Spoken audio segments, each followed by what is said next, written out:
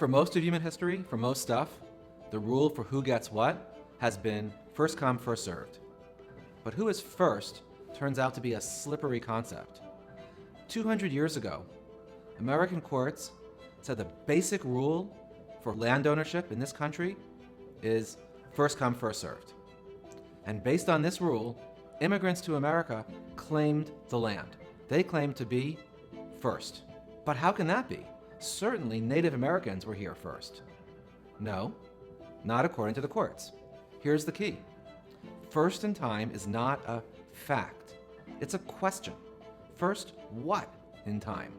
Judges answer the question by defining first to mean first to cut trees, first to build fences, first to farm in straight rows, the first to make New England look like Old England won the prize. And this meant that judges awarded America to the settlers. Treading lightly on the land as hunter-gatherers, well, that didn't count as first to immigrant judges. Today, we're redefining first again, but this time to exclude immigrants, not to help them. Consider food trucks. Food trucks are fun. They create a lively culinary scene. They're also an important pathway for immigrants starting their own businesses. But brick and mortar restaurants, they don't like the competition, so they fight back, and parking spaces are their weapon of choice. Food trucks have to arrive really early in the morning to get the best parking spots.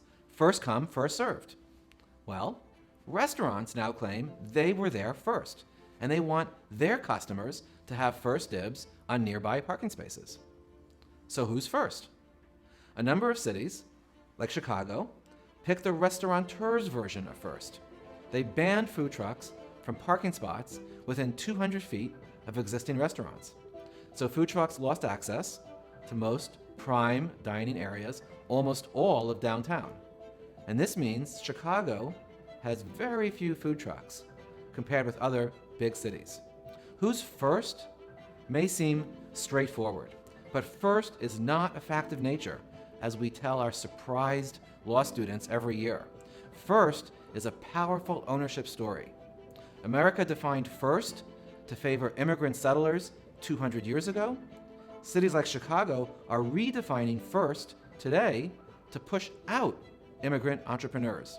Like any ownership story, like every ownership story, first is always a choice, and the prize goes to those who know how ownership really works.